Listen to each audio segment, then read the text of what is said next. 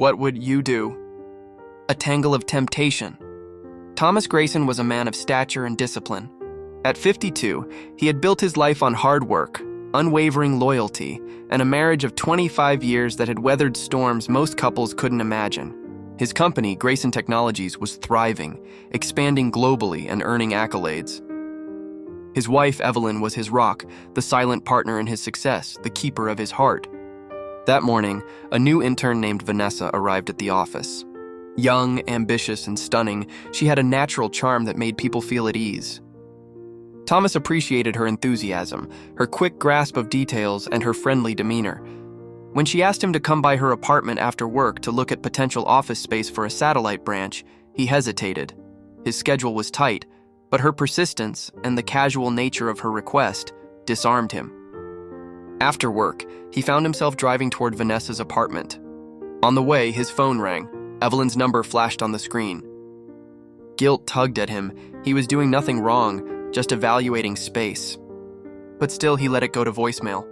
As he fumbled to slip the phone back into his jacket pocket, his thumb accidentally tapped the screen, and the call connected without him noticing.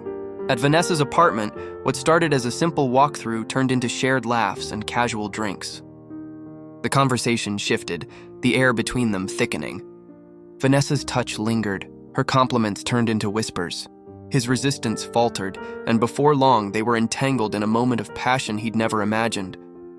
Hours passed. Thomas, disheveled and flushed with guilt, finally decided it was time to leave. He pulled out his phone, intending to call Evelyn back with a fabricated excuse. But the screen showed something that made his blood run cold. Evelyn had been on the line for over 3 hours. His accidental call had broadcasted every word, every sound of his betrayal. Panic gripped him. He ended the call, his mind racing. He couldn't undo what had been heard. The weight of the moment settled on him, the realization that he hadn't just slipped. He had shattered the trust of the woman who had stood by his side for 25 years. He sat in his car, gripping the steering wheel, wrestling with his next move. Should he confess? Should he beg for forgiveness?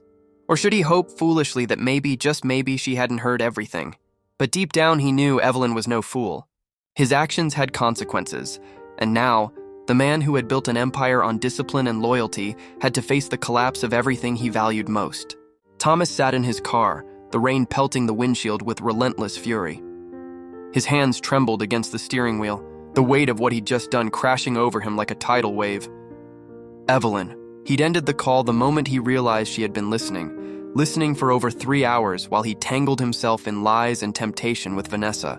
The sickening twist in his gut deepened as he thought of Evelyn's voice, faint and distant on the line, the tiny catch of her breath before the silence.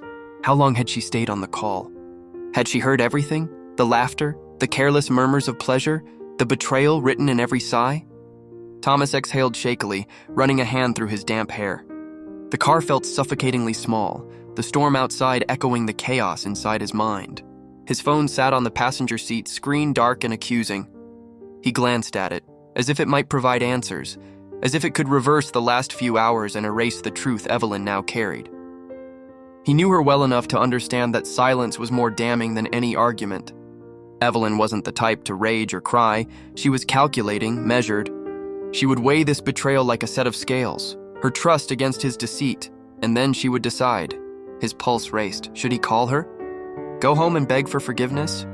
He could almost hear her icy voice. Don't bother coming back. No, he couldn't just sit here. The rain intensified, a rhythmic drumming that filled the silence. Thomas gritted his teeth and reached for the phone. He hovered over her contact, his thumb trembling, but then he dropped it back onto the seat. She deserved space. She deserved an explanation. But could he even give her one that wasn't laced with excuses? He leaned back in the driver's seat, staring up through the windshield at the blurry glow of streetlights overhead. His thoughts spiraled. The company, his reputation, his marriage, everything was balanced on a knife's edge. Evelyn wasn't just his wife, she was his partner, the woman who knew his ambitions, his vulnerabilities, his darkest fears. Losing her meant losing more than just a relationship. It meant losing himself. And yet, hadn't he already lost her the moment he gave in to Vanessa's temptation? The sound of a new message broke his spiraling thoughts. He grabbed the phone, his heart hammering. It was from Evelyn. Don't bother coming home. Thomas's breath caught, his vision blurred as another message followed. You made your choice, now I'll make mine. A bolt of panic shot through him. He dialed her number, but it went straight to voicemail. His own voice echoed hollowly in the quiet car. Evelyn, please just let me explain. I was stupid. I was weak, but I love you. I need you. Please call me back. He ended the call and dropped the phone, his hand trembling. The rain continued to lash against the car, matching the storm that had erupted in his life. Thomas Grayson sat alone, staring into the night, knowing that his world was about to change forever. Evelyn Grayson sat perfectly still in the dim glow of the study, her phone resting silently on the desk before her. The rain pattered steadily against the windows, a soft and constant rhythm that seemed to echo her pulse. Her hands were steady, her breath even, but her mind was a storm. She had listened for hours, heard every whispered word between Thomas and Vanessa, every careless laugh, every hushed promise. The betrayal had come as a surprise, and the confirmation of it, the sheer weight of hearing it unfold in real time, had left her feeling hollow. She wasn't sure what had hurt more: the sound of Thomas's voice thick with desire for someone else, or the realization that she had stayed on the line, powerless, listening as if each word was a knife. But Evelyn wasn't a woman who fell apart. When the call abruptly ended, she had stood up, smoothed the creases of her tailored slacks, and methodically packed a small bag.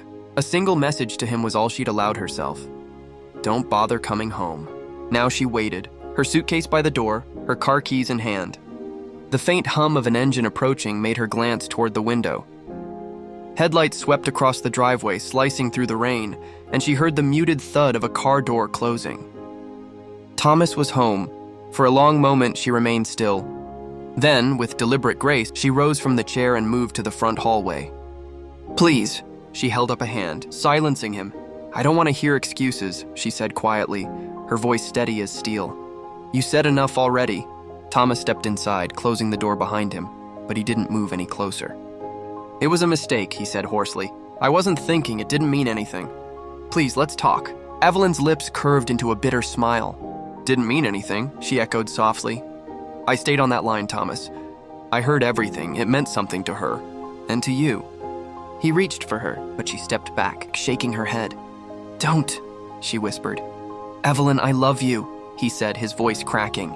I'll do anything to fix this. Just please don't leave. She glanced at her suitcase, then back at him, her expression unreadable. I'm not leaving, she said. You are. His breath caught. What? You're going to leave this house tonight, Thomas. I don't care where you go. A hotel? Vanessa's place? But you're not staying here. He took a hesitant step toward her, his face crumpling. Please go, Evelyn said, her voice cold and resolute. If you want there to be any chance of me even considering forgiveness, you'll leave now. For a moment, he stood there, rain dripping from his hair, his hands clenched at his sides. The silence stretched between them like a chasm. Then, finally, he lowered his head and turned away, grabbing his keys from the side table. Without another word, he stepped back out into the storm. Evelyn stood there for a long while, listening as the sound of his car faded into the distance. Then she finally let out a breath she hadn't realized she was holding. This wasn't over, not by a long shot. But for tonight, she had reclaimed a sliver of control. The rain blurred the city lights into streaks of gold and red as Thomas drove aimlessly through the night. His custom Bentley, usually a symbol of power and prestige, now felt like a prison on wheels. Quiet, suffocating, and far too empty. He pulled into the circular drive of the Langley, a discreet luxury hotel in the heart of the city. It was the kind of place where billionaires disappeared when the world became too loud. After checking in under a pseudonym, Thomas made his way to the penthouse suite. The space was elegant, cold, and soulless, exactly what he deserved. He stood at the floor-to-ceiling windows, whiskey in hand, watching the rain paint the skyline. Vanessa had stopped calling. Good. He couldn't stand to hear her voice, not when Evelyn's haunted eyes still echoed in his mind. Evelyn. He had seen devastation before, in hostile takeovers, bankruptcies, and failed ventures, but nothing compared to the quiet fury in his wife's face when she told him to leave. Her voice hadn't cracked, her hands hadn't trembled. It was the steadiness that unnerved him most. She told him she might forgive him. Might, so he waited, in silence, in guilt, in desperation. Every fiber of his being ached to believe there was still hope. But while Thomas wallowed in remorse, Evelyn was already 5 moves ahead. She sat in her home office, the one that overlooked the garden Thomas had never once stepped foot in. Her posture was impeccable, her voice calm, as she spoke to the third and final attorney she had set interviews with. "No publicity. Discretion is non-negotiable," she said, flipping through a thick binder of documents. "With your financial oversight and the paper trail you've kept, it won't be difficult. Most people already assume you run Grayson Technologies." "I do," Evelyn replied coldly. "He just takes the credit." In truth, she'd seen this coming. Maybe not Vanessa specifically, but something like this. A man like Thomas always needed more success, more power, more attention. Evelyn had learned early on that the only way to survive next to a man like that was to be sharper, quieter, and 10 steps ahead. And now, she was cashing in every silent move she had made over the years. Bank accounts, trusts, offshore holdings, and hidden liabilities. She had built the empire just as much as he had, maybe more. And she would be damned if she let him walk away with it after shattering their vows. Evelyn closed the folder and stood. "File the paperwork. I want him served within the week." Laurel raised a brow. "And if he tries to make amends?" Evelyn's smile was razor thin. "Let him grovel. Let him suffer. And when he thinks I'm coming back, that's when he'll realize I already left." The suite at the Langley remained pristine, untouched by anything but his pacing. Whiskey glasses accumulated on the bar like a timeline of his downfall. Thomas Grayson was a man unaccustomed to regret, yet now it clung to him like a second skin. At night, he dreamed of Evelyn, not of her warmth or beauty, but of the cold steel in her voice when she told him to leave. Each morning, he woke, hoping it had been a nightmare. Each morning, it wasn't. On the fourth day, he snapped. He picked up his phone and dialed Dominic Ward, his personal attorney and fixer, known across Manhattan's elite circles as the man who could make legal nightmares disappear, or appear for the right people. "I need answers," Thomas said flatly. "Now." Dominic didn't ask for context. He never did. Within 24 hours, he delivered. "She's building a case," Dominic said, voice low, calculated. "She's already met with 3 of the top divorce attorneys. One is Laurel Kincaid. She's not playing games." Thomas leaned back in the leather armchair, jaw clenched. "She said she'd consider forgiveness. She lied." There was silence. Then Thomas chuckled, dry and bitter. "She really thinks she can beat me at this," he muttered. "Me." Dominic's voice lowered. "I've also traced movements in several financial accounts. She's been positioning herself for this for years. Offshore holdings and trusts move discreetly under shell corporations. It's good I know what to look for." "I trained her too well," Thomas interrupted. "And now she thinks she can use my own playbook against me." But the mistake Evelyn made was assuming Thomas Grayson would let himself be played. The man who built an empire didn't get there by being clean or merciful. He stared out the window at the skyline he helped shape. "Give me the burner," he said, eyes cold. "And put me back in touch with Anton." Dominic hesitated. "You're sure?" "She's drawing her knife," Thomas said calmly. "I'm sharpening mine." By day, Evelyn orchestrated the silent dismantling of their marriage with surgical precision.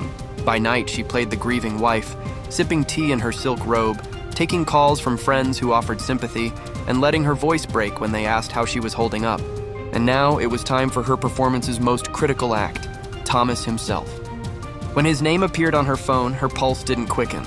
She was ready. "Thomas?" Her voice cracked just enough. He was silent for a beat. "I wasn't sure I'd hear from you," she whispered, curling her knees to her chest on the designer chaise lounge, purely for effect. I've been thinking," he said slowly, "about everything. I have too." She let a breath tremble. "And I know you're hurting. So am I. But I'm willing to try. If you are." She let it stretch, knowing he'd take the bait. "I don't deserve you," he finally said, his voice subdued.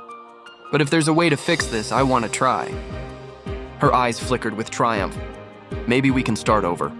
Slowly." "Rebuild?" "Yes," Thomas murmured. "Slowly." But behind his tone was something hollow, calculated, and cold. Evelyn didn't hear it, not yet. When they hung up, she smiled softly, believing she was winning. Believing she still had the upper hand.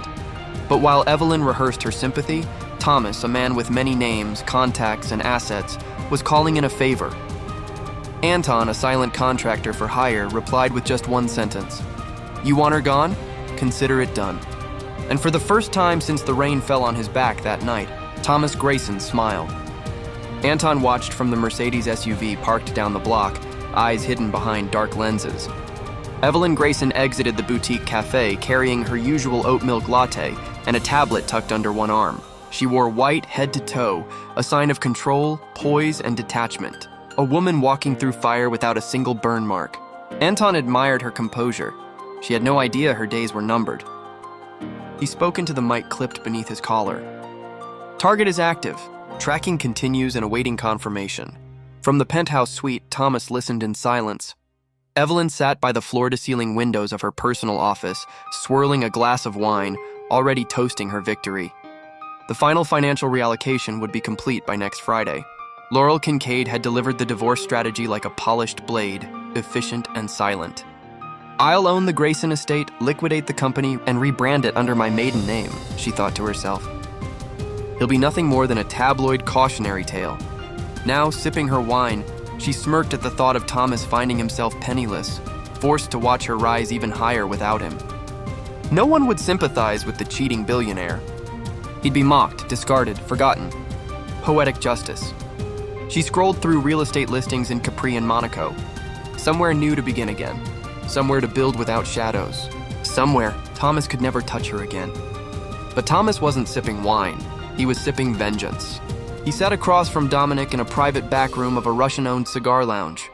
His demeanor was calm, even elegant, but underneath, it was the calm of a cobra before the strike. "She's playing checkers," Thomas muttered, exhaling smoke. "I'm playing God." Dominic watched him carefully. If this goes forward, there's no reversing it. Thomas's eyes didn't waver. "I built an empire with steel and blood. I won't let it fall to a woman scorned." "Even if that woman gave you everything?" "She didn't give me anything. She managed what I created." He leaned forward, tone sharpening. "And then she turned on me like a parasite." "You cut parasites out, you don't negotiate with them." Dominic nodded once, then left. Thomas stood alone with his thoughts. It had to be done. The betrayal, the manipulation, she wasn't the same woman he married. She was a threat now. A beautifully packaged bomb set to explode everything he built. And after, Vanessa, young, loyal, hungry. She won't challenge me, she'll worship me. He could see it now, Vanessa by his side at the next board gala. Evelyn, a memory, a ghost, a headline no one would dare speak of in his presence. He lit another cigar.